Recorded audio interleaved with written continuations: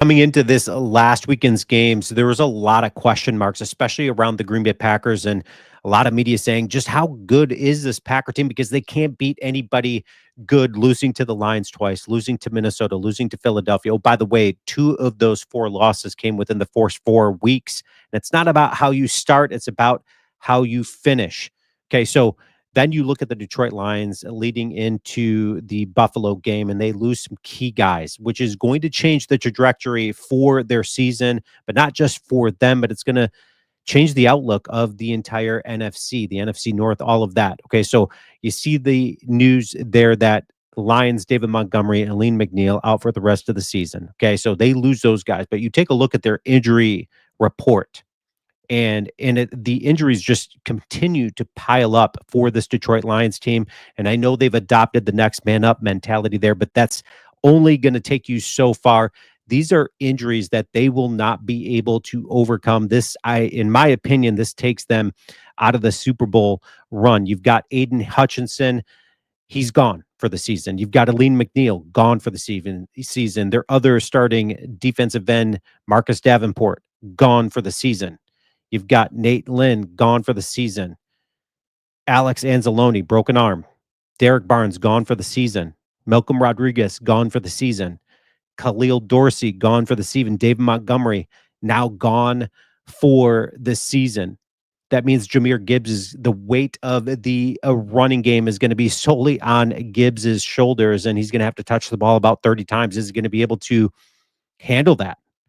I don't think he's going to be able to handle that. So here's what Colin Cowherd, and now whether you like the guy or not, here's what he had to say post this last weekend's games.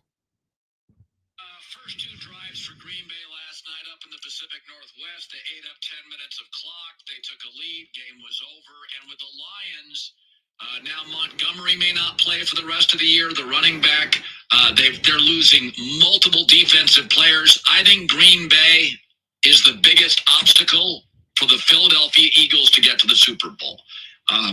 If you did any reseeding, I'd do Philly 1 and Green Bay 2. Detroit's falling apart. The Rams feel like they're one more draft away.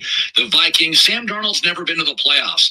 I find the Packers so easy to root for. They're such a smart, well-run business. Youngest team in the league.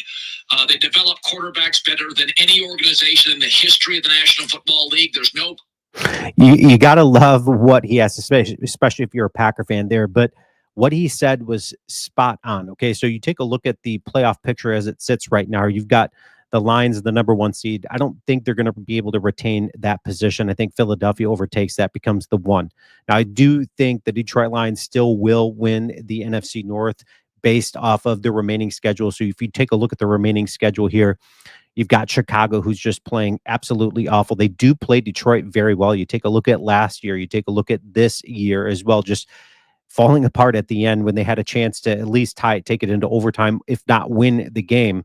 And they just fold and fall apart. But they do play this Detroit Lions team very good. But you look at the injuries on this Lions team and their ability to stop the run where it used to be there and make teams one-dimensional. That's now gone. And teams are going to be able to impose their will offensively against this Detroit Lions defense, which is absolutely going to change. You got San Francisco remaining for them as well. And this is a San Francisco team that is just, they've almost given up on the season, but who knows what can happen.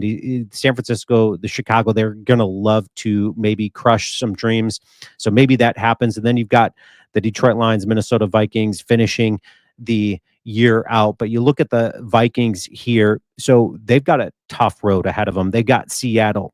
Okay. So Seattle, now whether or not nobody knows what the quarterback situation is going to look like there. Is Geno Smith going to be out for that game or not? And if he is, they certainly will lose that game to the Minnesota Vikings. But this is an absolute win. It has to be a win for the Seattle team in order to keep their playoff hopes alive. So this could be a tough game. And then they play Green Bay, and I think Green Bay is going to get revenge. I don't see the Minnesota Vikings sweeping the Green Bay Packers this year. And then they end with Detroit. So I still think Detroit will win the division because I think it's very plausible that Minnesota loses 2 of the next 3 games.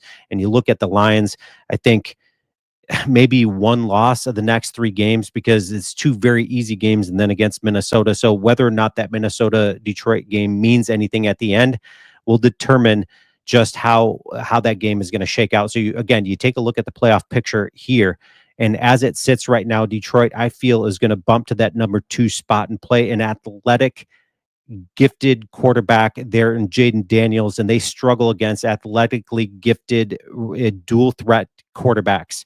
So that would be a very tough game for the Detroit Lions to face week one.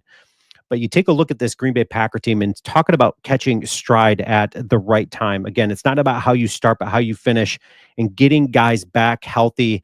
You look at guys like Edrin Cooper, who, my gosh, what a difference maker this dude is to this defense and the importance this guy is out on that football field.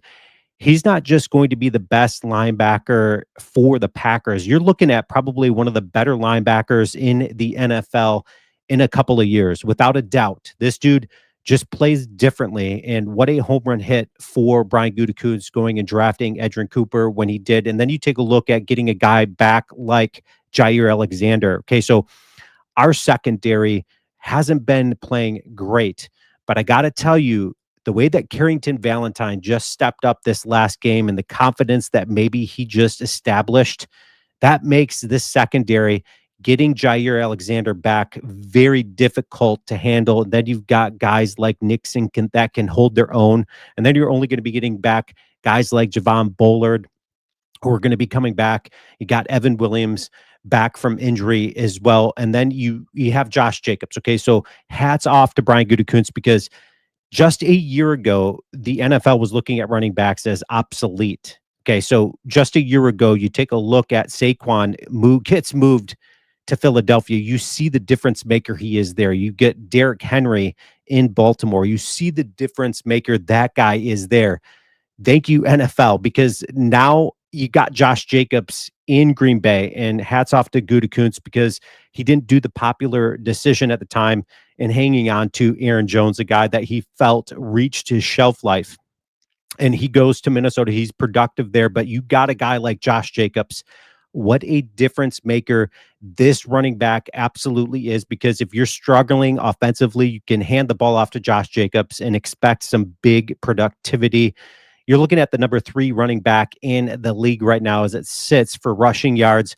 This guy is an absolute difference maker. And you've got Jordan Love catching fire at the right time. So Jordan Love, his first 8 games, and keep in mind, those were injuries included and all that stuff. He had 16 touchdowns, 11 interceptions. Since week 12, this guy is 7 touchdowns, no interceptions, a QBR of 85. That's second in the NFL, only behind going to be the MVP this year in Josh Allen. Okay, so that's only second behind in QBR behind Josh Allen. Again, this Green Bay Packer team is catching stride at the right time. They've got the right coaching staff there in Matt LaFleur, and Jeff Hafley seems to be getting the defense to buy into the system he's establishing there. Leave your comments. I think the trajectory of the entire NFC has changed, and it's taken an unexpected turn with all of the injuries piling up in Detroit. It leaves, well, like Colin Cowherd says, the biggest obstacle for the Philadelphia Eagles is the Green Bay Packers, and you gotta love rooting for them, not just because you're a Packer fan, but this team is so talented. They're so young. This team is going to be around for the long haul. And as always, go Pack, go.